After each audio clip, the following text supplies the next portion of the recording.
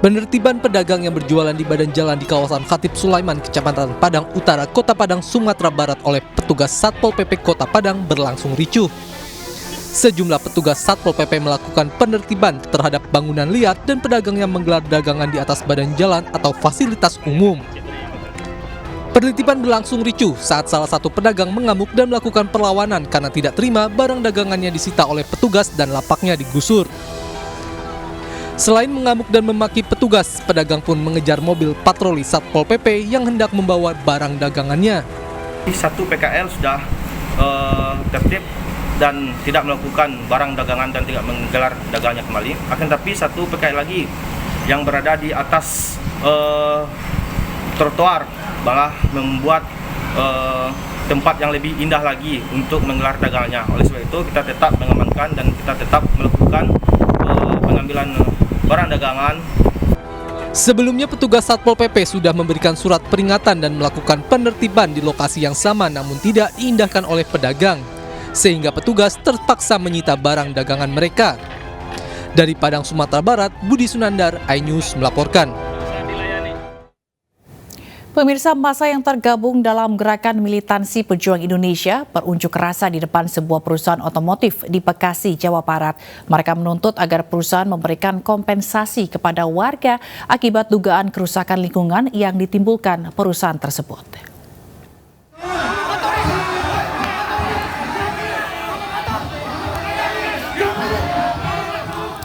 Demo terkait kompensasi untuk warga ini sempat memanas karena kehadiran seorang aparat desa di lokasi aksi. Petugas kepolisian bersiaga di pintu gerbang sebuah perusahaan otomotif di kawasan industri Bekasi, Jawa Barat untuk mengamankan aksi. Beruntung aksi mereda setelah petugas memberikan penjelasan kepada massa. Dalam aksinya, massa menyampaikan terkait keluhan dampak lingkungan yang diduga oleh aktivitas perusahaan. Massa menuntut agar adanya kompensasi kepada warga terkait dampak kerusakan lingkungan tersebut. Warga mengaku belum diberikan kesempatan oleh perusahaan untuk melakukan mediasi. Bang, sejauh ini perusahaan udah ada respon nggak, Bang? Sampai ini belum. Kerjasama dengan pihak lain nggak sih sebenarnya untuk masalah Kalau lingkungan? untuk pihak lain sudah ada, Bang. Dari untuk pihak lain kayaknya sudah ada. Cuman ini pihak lingkungan juga mengajukan, Bang nih. Nah, ketika pihak lingkungan mengajukan saat ini belum dikasih ruang nih, Bang. Kasih ruang untuk mediasi. Seperti apa belum nih? Belum dikasih waktu sampai saat ini, Bang. Saya udah berapa kali ke perusahaan tetap ditutup. Makanya pada saat ini hari ini saya menyampaikan aspirasi juga masih ditutup. Rekaman kamera pengawas memperlihatkan detik-detik perampokan sebuah bank di Bandar Lampung, Lampung. 3 pegawai menjadi korban terkena tembakan para perampok.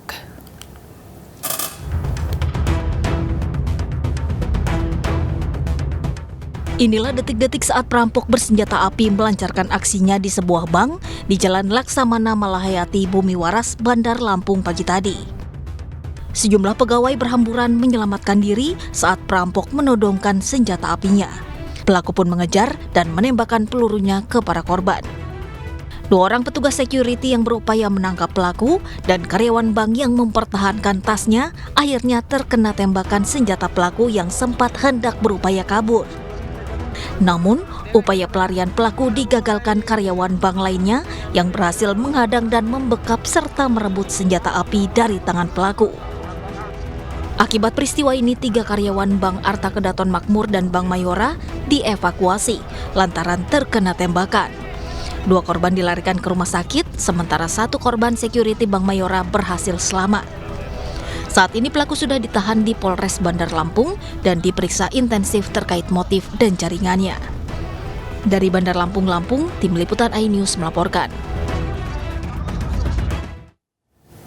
Polisi juga telah menggelar olah tempat kejadian perkara perampokan bank di Lampung. Pelaku sudah ditahan di Polres Bandar Lampung dan diperiksa intensif terkait motif dan jaringannya.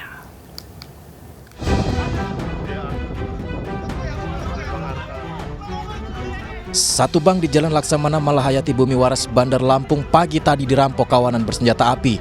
3 pegawai bank dievakuasi lantaran terkena tembakan dan dilarikan ke rumah sakit. Sementara itu sejumlah orang juga menangkap seorang pria yang diduga sebagai pelaku perampokan. Tim Inafis Satreskrim Polresta Bandar Lampung langsung mengolah tempat kejadian perkara. Polisi menyatakan pelaku berjumlah 1 orang yang membawa 2 pucuk senjata api, yaitu senjata api rakitan jenis revolver dan senjata api jenis airsoft gun.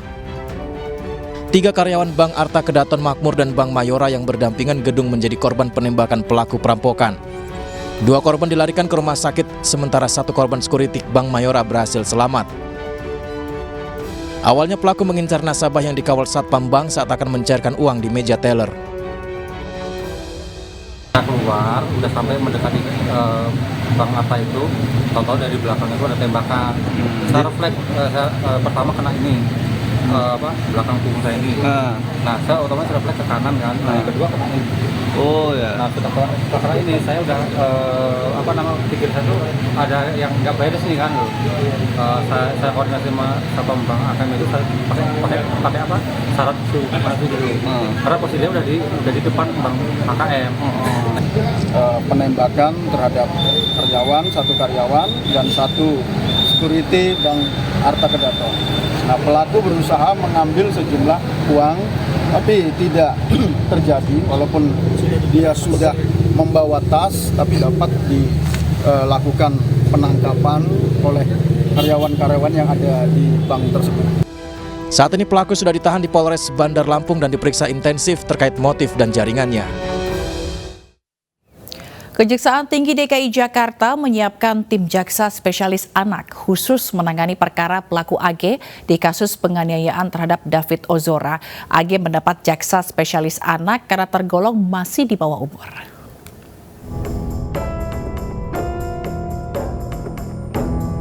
Berkas salah satu tersangka yakni AG terkait penganiayaan terhadap David Ozora diperkirakan akan lengkap pada akhir bulan Maret 2023 mendatang. Karena faktor usia, Kejati DKI Jakarta akan menyiapkan tim jaksa spesialis anak yang khusus menangani persoalan anak. Pihak kepolisian sendiri telah melakukan penyelidikan dengan membaginya menjadi 2 bagian, yakni proses peradilan dewasa dan anak. Pada peristiwa pertama ya, ini proses peradilan umum yang berlaku bagi yang dewasa, MDS dan SL. Sedangkan terhadap anak, tentunya berlaku pada sistem peradilan anak. Yang tadinya awalnya penyidik memiliki kekhususan dalam hal penahanan 7 hari, ini bisa diperpanjang 8 hari. Ya. Tentunya proses ini masih berjalan, kita tunggu. Sementara untuk 2 tersangka lainnya yakni Mario Dandi dan Sen Lukas, berkasnya masih dikumpulkan oleh kepolisian untuk segera dilimpahkan ke kejaksaan. Kejaksaan Tinggi Jakarta juga menawarkan opsi damai dalam kasus penganiayaan Mario Dandi terhadap David Ozora. Namun tawaran itu dilakukan jika pihak tersangka dan korban setuju.